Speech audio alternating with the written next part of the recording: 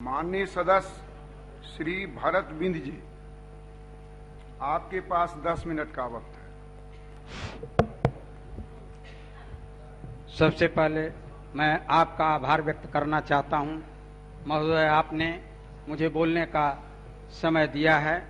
मैं आभार व्यक्त करना चाहता हूं आदरणीय लालू प्रसाद यादव जी, जिन्होंने मुझे यहां तक भेजने में अहम भूमिका निभाए हैं, और प्रतिपक्ष के नेता माननीय तेजस्वी यादव जी का मैं आभार व्यक्त करना चाहता हूं। आभार व्यक्त करना चाहता हूं पार्टी के मुख्य सचेतक भाई ललित कुमार यादव जी का। आज मैं खाद्य एवं आपूर्ति विभाग द्वारा पेश आय व्यय के बजट के परिपेक्ष में कटौती प्रस्ताव का पुरजोर समर्थन करता हूं। महोदय, खाद्य के राज्य के गरीब वंचित बेसहाय लोगों के लिए खाद्यान्न की आपूर्ति के चेन को बनाए रखने के लिए खाद्य एवं आपूर्ति संरक्षण विभाग की स्थापना की गई है। विभाग के नाम के साथ ही एक शब्द संरक्षण जुड़ा हुआ है, जो राज्य की जनता के अधिकारों को संरक्षित करने के लिए है, लेकिन सरकार जनता के अधिकारों को संरक्षित करने में विफल रही है।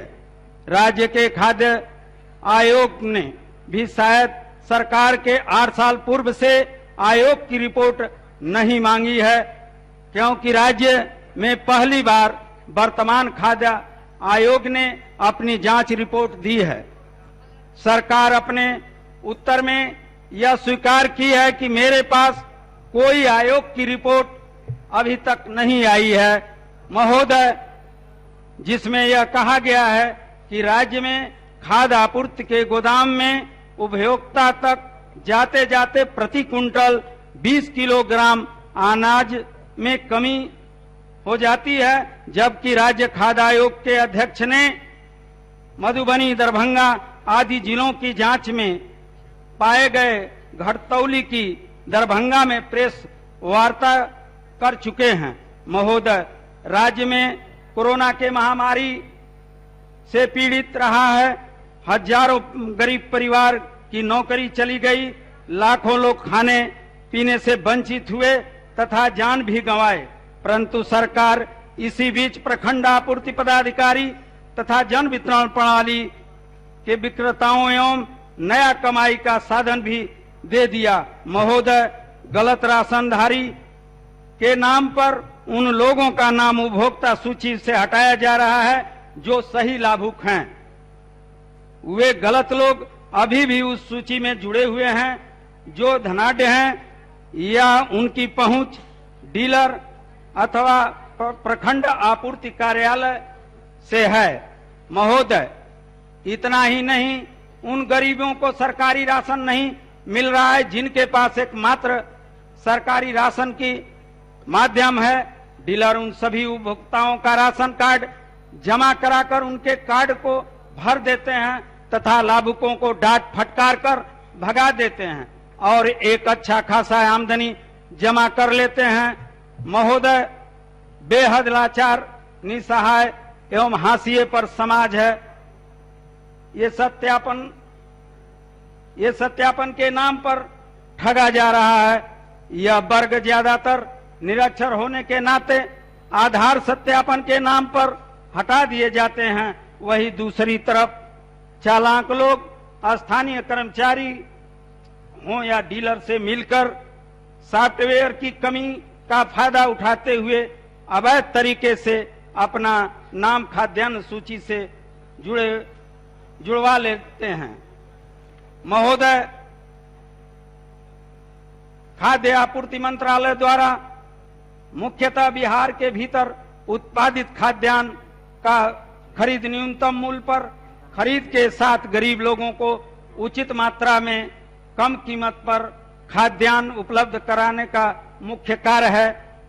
इस महती कार्य हेतु बिहार सरकार ने 22 लाख टन चावल एवं 32 लाख टन चावल एवं 22 लाख टन गेहूं की आवश्यकता है। इसकी पूर्ति हेतु बिहार में किसानों के द्वारा 1,65,000 टन 1,65,00,000 लाख हजार टन की उत्पाद का दावा बिहार सरकार करती है। अगर बिहार के किसानों द्वारा उत्पादित खाद्यान्न का 1/3 भी खरीद हो जाता तो बाहर से लाकर खाद्यान्न नहीं देना पड़ेगा, जिससे बिहार के किसानों को हजारों करोड़ों का फायदा के साथ साथ गरीबों को बिहार में ही उत्पादित खाद्यान्न का स्वाद चखने को मिलता। बिहार के मुख्यमंत्री माननीय श्री नीतीश कुमार जी की इच्छा थी कि बिहार के किसानों द्वारा उत्पादित खाद्यान्न देश के सभी नागरिकों के थाली में एक बिहार का आइटम उपलब्ध हो। इस सपना को पूरा करने के लिए द्वितीय कृषि रोड मैप में 1,54,000 करोड़ रुपए का भारी भरकम बजट का प्रावधान किया गया था। यह सपना आज भी वास्तविक धरातल से हजारों किलोमीटर दूर दिखाई पड़ता है, जबकि वास्तविकता है कि गरीबी रेखा से नीचे रहने वाले लोगों के लिए अनाज आज भी दूसरे प्रांतों से आयात पर निर्भर है। इससे ज्यादा शर्म का विषय हो ही नहीं सकता। या तो बिहार सरकार को राज्य के किसानों के समर्थन पर विश्वास नहीं है, या तो बिहार सरकार के भ्रष्ट सरकारी तंत्र मुख्यमंत्री के सपनों में पलीता लगाने का काम कर रहा है। इसका सबसे बड़ा ज्वलंत उदाहरण यह है कि एक तरफ बिहार में न्यूनतम समर्थन मूल्य पर धान खरीद का पाखंड रचा जा रहा था, वहीं दूसरी तरफ अकेले गया और औरंगाबाद जिला से सस्ते दर पर व्यापारियों द्वारा धान खरीदकर सैकड़ों रैक लाखों टन लोड के साथ पंजाब एवं हरियाणा में लाया गया, जिसकी सरलता से जांच की जा सकती है। रेलवे एवं जीएसटी जिला कार्यालय से इसकी जांच की जा सकती है।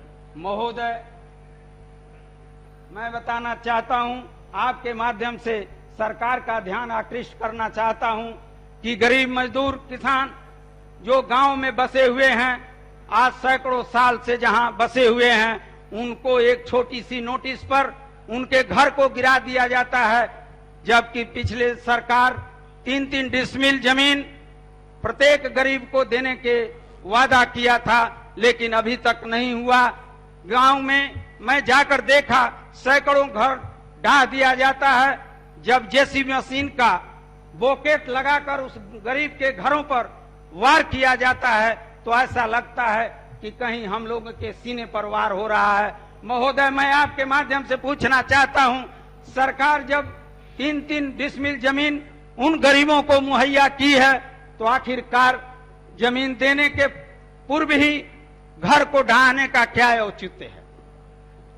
महोदय, जहां कॉलोनी पास है, लाखों रुपया लगाकर सरकार ने कॉलोनी बनवाई है, उस कॉलोनी को ढहाने का क्या औचित्य है? कहीं न कहीं माननीय सदस्य, आपके पास मात्र 1 मिनट का वक्त है। कहीं न कहीं ऊर्जा से संबंधित अपना बहुमूल्य सुझाव रखें सरकार के सामने। ऊर्जा के बारे में महोदय मैं बताना चाहता हूं कि हम लोग गरीब लोग गांव में बसे हुए हैं। मैं वहां देखता हूं कि एक गरीब परिवार को किसी का 25,000 का बिल, किसी का 30,000 बिजली बिल एक बार में भेजा जाता है। महोदय, मैं आपसे के माध्यम से सरकार का ध्यान आकृष्ट करना चाहता हूं कि अगर उन गरीबों ने मात्र एक बल्ब जलाया है तो उसका 25,000, 30,000 बिल भेजने का क्या औचित्य है? महोदय, ये बहुत ही गंभीर मामला है, क्योंकि गांव में हम लोग जाते हैं तो गांव में बसे गरीब लोग दौड़कर चले आते हैं। माननीय सदस्य, कि आपका विधायक समय हो गया है। विधायक जी, समाप्त हम लोगों के बिजली इतना बिल आया है, इसलिए आपके माध्यम से मैं सरकार से मांग करता हूं कि गरीबों की बिजली बिल माफ की जाए। धन्यवाद।